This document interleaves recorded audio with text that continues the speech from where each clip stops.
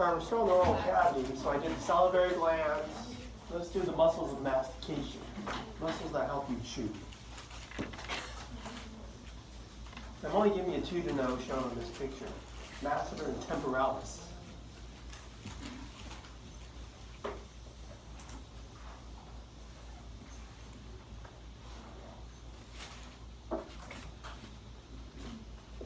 Two muscles.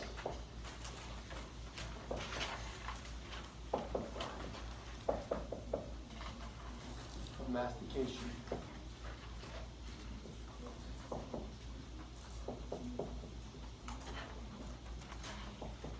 Be able to idea, I won't ask you attachments. The action shouldn't be hard to figure out though. Close jaw. There's masseter, temporalis. Turns out there's not too many muscles that can open the jaw. There's digastrics and that's about it. But anyways, these are two powerful muscles that help you chew by closing the jaw. And also another innervation, V3. So let me remind you, cranial nerve 5 has 3 divisions. Just simply put V1, V2, V3, ophthalmic, maxillary, mandibular. This mandibular division, as you can see, gives off many branches. And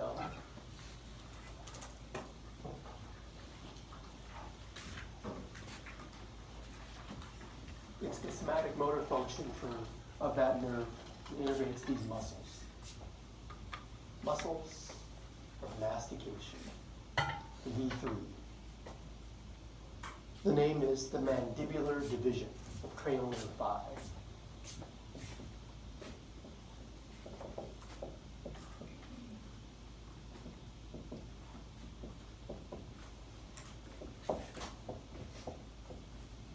Trigeminal nerve, cranial nerve 5. The teeth, your chompers, you have 32 permanent adult teeth. Shifting gears here.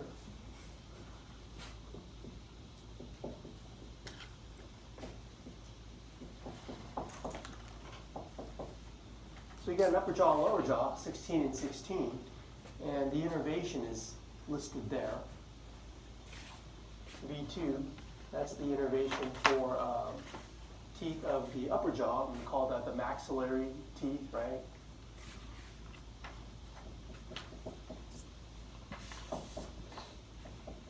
Upper jaw. V3, the mandibular teeth, the lower jaw.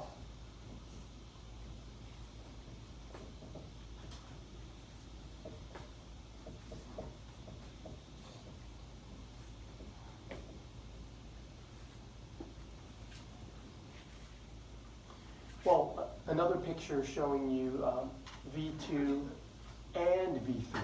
So I guess the anatomy to know, besides V2, V3 is, look at V3.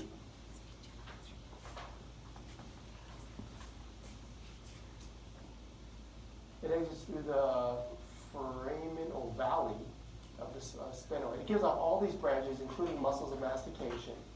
But there's this main branch that goes in the mandibular canal. So it's inside your jawbone. And what you can see here, it's giving off all these little nerves that are going to supply the sensations to your teeth.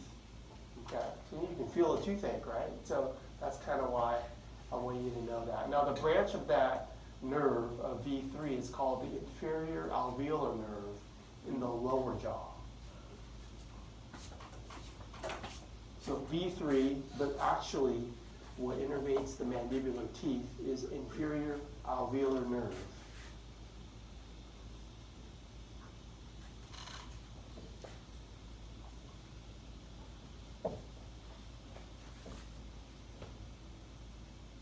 I think of it as a branch of what it is. It's a branch of the mandibular division, the V3.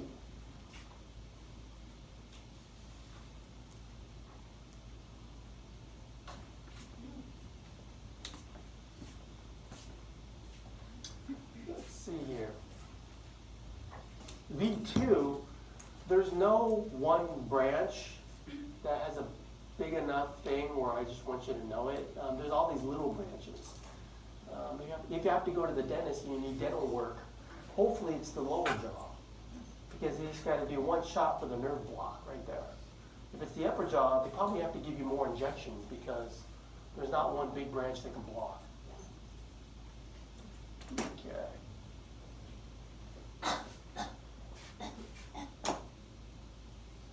All right, this slide is showing you the sides of a tooth and what they're referred to as.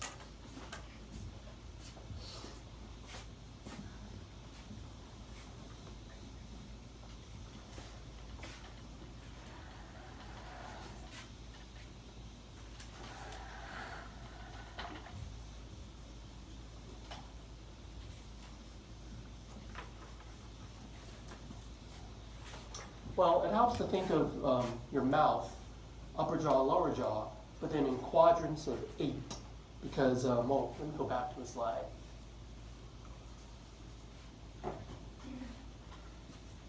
You have 16 and 16, but think of them as a set of 8.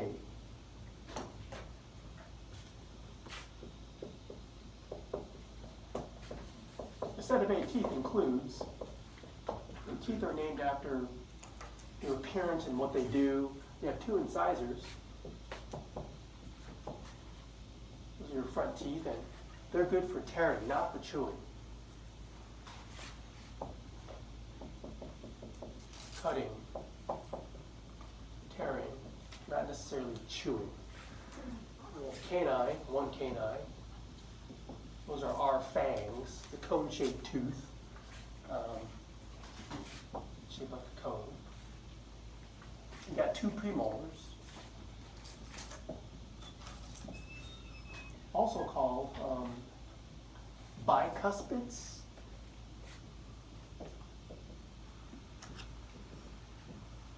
The cusp is a cutting surface of the tooth. And those are for chewing, the molars, the premolars or the 3 molars. Or tricuspids.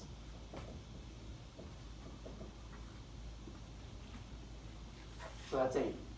So 4 sets of 8 innervated by V2, V3. So let me go back to that picture that shows you a quadrant of 8. And so you got sides of the tooth there.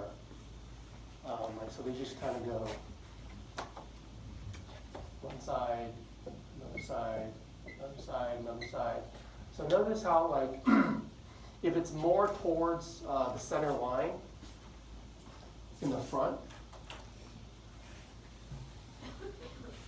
this is the center line. If it's closer to the center line, that's mesial, and the side opposite is distal. Okay. So this side, mesial, distal. And if it faces the inside, that's the palatal side.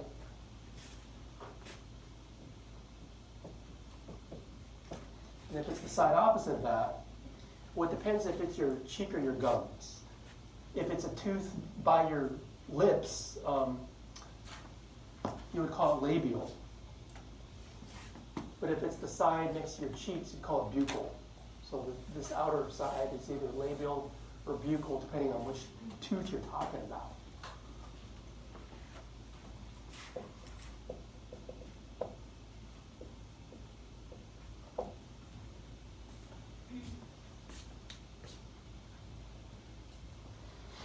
Now, I'm not going to make you memorize the years of when your teeth erupt and when they fall out, just to give you an idea. And, you know, based on your own life and based on your kids, when teeth come out. The baby teeth, you got 20 baby teeth, 32 adult teeth, but I'm not going to teach the baby teeth. Properly called deciduous teeth. Deciduous means they fall out, like deciduous leaves, like the Deciduous basalis, they fall out. But they erupt first, the incisors, about 6 to 8 months, and then lateral incisor canine, a couple of molars, 24 months. And then they're shed, they fall out in years, about first grade, you know, second grade, third grade, and around 6th grade, 7th grade, the last teeth come out, and that's when the adult teeth come in. Okay, and you can see incisors first. The last teeth to come in is that third molar. Okay, and those are typically called your wisdom teeth, which have to be removed. And I always have students that need their teeth removed, and I've had all 4 of mine removed when I was like 14. So if I've had 4 wisdom teeth removed, how many teeth do I have? 28, right? I've even counted to make sure. Yeah, I got 28 teeth left right here. 1, 2, 3, 4. Yeah. So the coding of the teeth is simply just a numbering system. So 1 to 16 upper jaw, then it drops down to 17 to 32. So I'm missing 1 and 32, 16 and 17. And they don't renumber when you extract the tooth. You just keep the same numbers. I just don't got them. All right. And you usually want them removed if in the x-ray, before these erupt, if they see they're going to impact the tooth in front of it, well, that's going to cause you a lot of pain. So you want to get them out of there before that happens. I mean, mine were removed before they even erupted. You can just see them in the x-ray. Okay.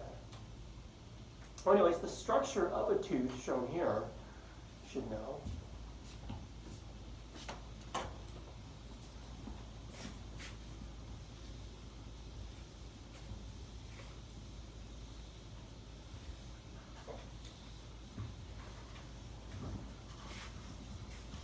People's mouths develop differently. My poor son, he had to have 6 teeth extracted because his teeth weren't coming out. Felt really bad. It's like, Dad, are they going to use the yankers? But anyways, they did a really good job. I just rocked his head back and forth, yanking those things out. It was really hard to watch.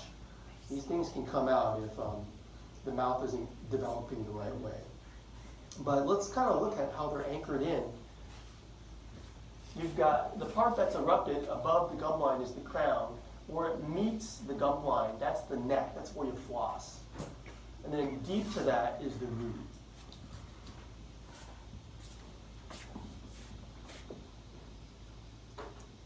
Crown is the part of the roof that's erupted above the gum line.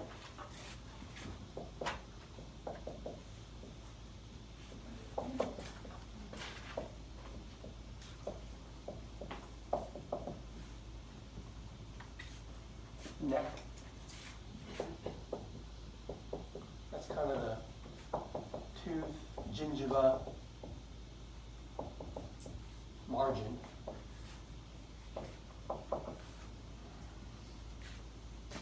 You always want to brush there, you always want to floss there, that's what your dentist always tells you.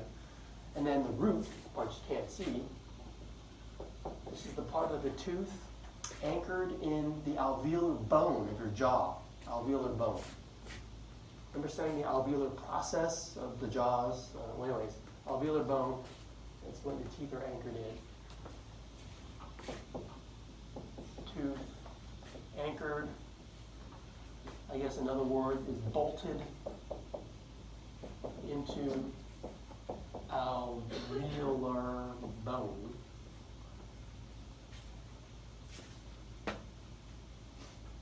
Via periodontal ligaments. There's these ligaments that literally bolt them in. This type of joint that the ligaments provide, it's called a gomphosis joint, which means a bolted condition.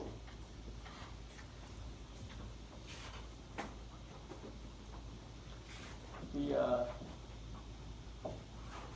periodontal ligaments. Okay, this forms a gombosis joint.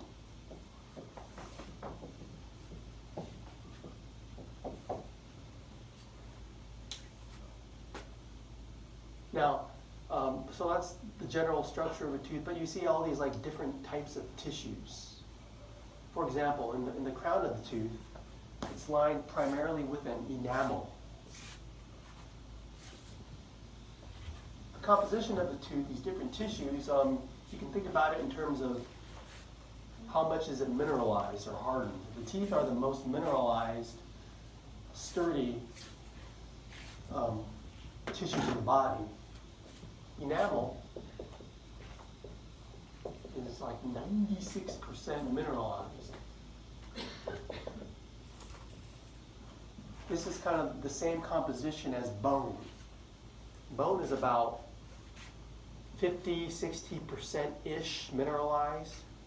Well, enamel is 96% mineralized. It's the outer covering here. It's very precious. Once you grind it away, you can't get it back. So if you grind your teeth at night, it's good to get a mouth guard so you don't grind the enamel away.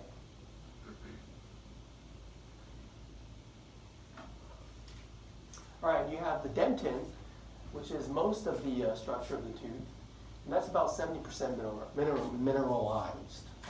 Dentin.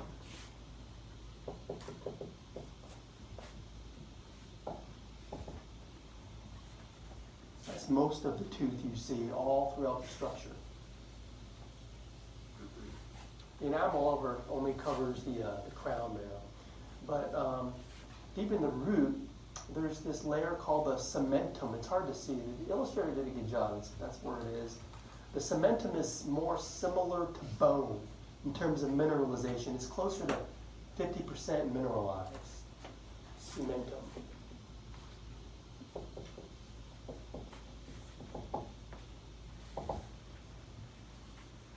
On the inside of the tooth is soft tissue that's not mineralized at all, and that's called the pulp chamber. That's where you have the nerve, the blood supply, etc.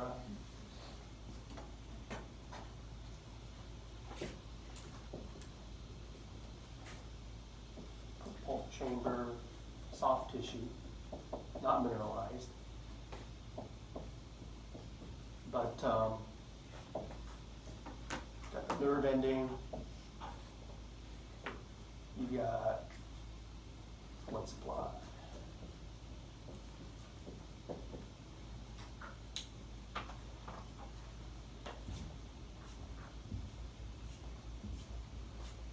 And chewing with your chompers, it helps to keep the jawbone developed.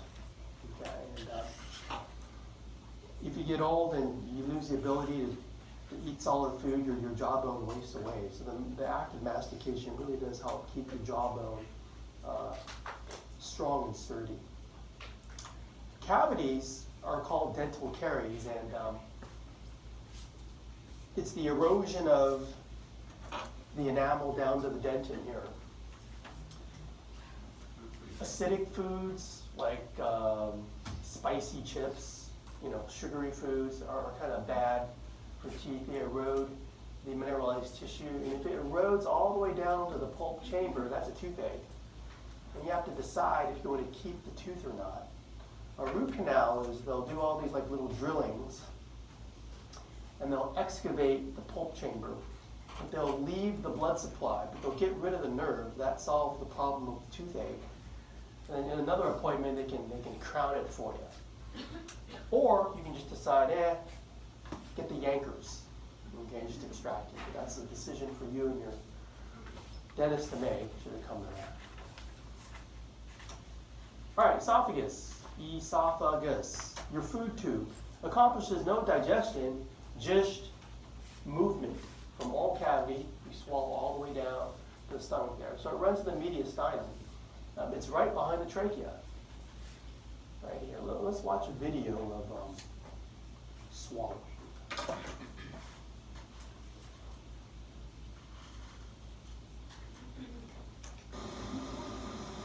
Hold on a second.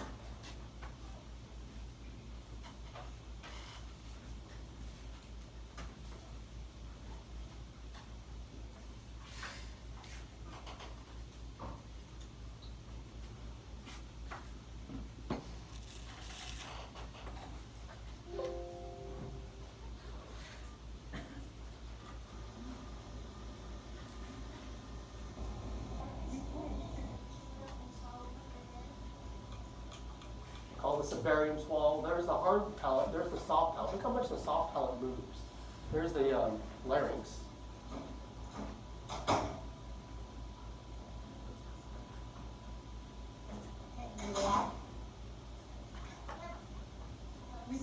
Now we're taking fluids. This is called barium swallow. You can just YouTube it.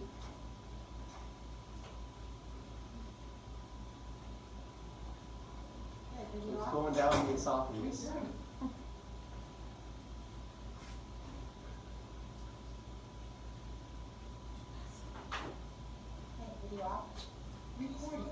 Final view, obviously. See the food slide down the esophagus.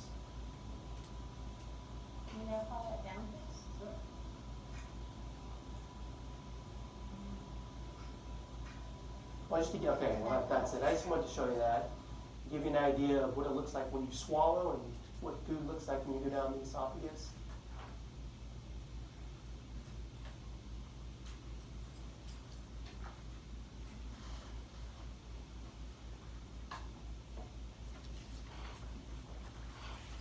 I did a barium swallow once years ago. I was having some acid reflux problems. And I remember I caught a glimpse of the imaging and I nearly freaked out. What? I'm so used to seeing it on models and cadavers, but never myself. It's kind of a different experience when you see your own body like that. Imagine, that. Imagine if it was you and you see you and you think, oh my gosh. It's very strange. But as a specimen, I do it all the time. I just can't see things on myself. Well, anyways, I put this slide in because the esophagus accomplishes no digestion, just peristalsis, push food down to the stomach. Now, contrast that with segmentation, mixing of the food stuff. That's not what peristalsis is. It's pushing it in one direction because of the muscularis externa. When you get down to the stomach, you have a sphincter there that kind of keeps food in the stomach. It keeps it from regurgitating back up. Okay, that would be an acid reflux. So now we're kind of like out of the oral cavity, we're out of the esophagus, which is in the chest cavity or the mediastinum, and we're in the abdominal cavity now. The abdominal cavity can be studied by looking at just the skeleton or start to add the muscles in. So there's no digestive organs in here, but what are we talking about when we talk about the abdominal cavity? Well, in the front, it's kind of a wide margin from the bottom of your sternum all the way down to the pubic bone. But because of the costal cartilage on the side, the distance between there and the top of your hip bone, it's only like that much. So in the front, the ab cavity is a lot longer, but on the side, it's very short. The muscles that form the posterior abdominal wall, you don't have to know them.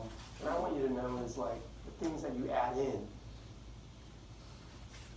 Like for example, there's the abdominal aorta. Let's add in the vena. What is that? Inferior vena cava. So you do need to know those two things in the abdominal cavity.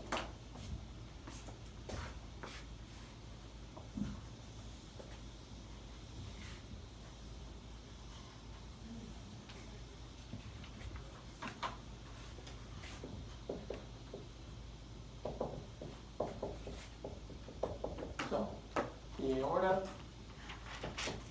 is abdominal aorta. So I should put abdominal in front of it. When it emerges through the aortic hiatus in the diaphragm, the abdominal aorta, it runs from about the level of T4 to T12 vertebra.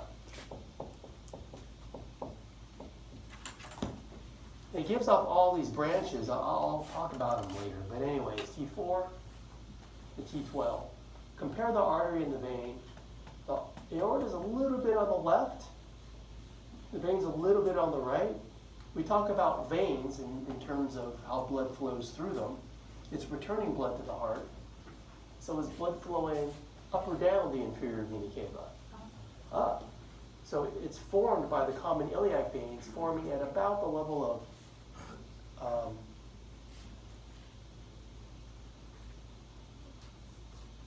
Yeah, let's see. I have no brain for it. Hold on. Okay.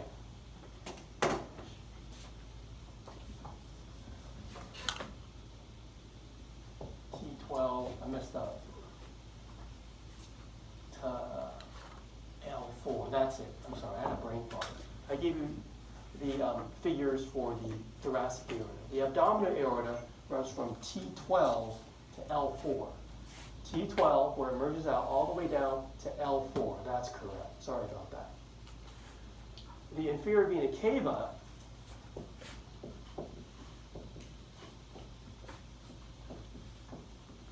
it forms at around the level of L5, right around there, and it goes all the way up there. Its entrance through the diaphragm is higher up, so it's longer by default. That's about the level of T8. Okay, we got that straight. So, the inferior vena cava, it's a little bit on the right, and it's longer. That's basically what you should take away from that. Be able to identify those. When you add in all the digestive viscera, you get the picture on the right there. Well, you don't see much. You see the fat apron, the greater omentum. What's this thing going transversely? Transverse colon. What do you think that is? Stomach. What is that?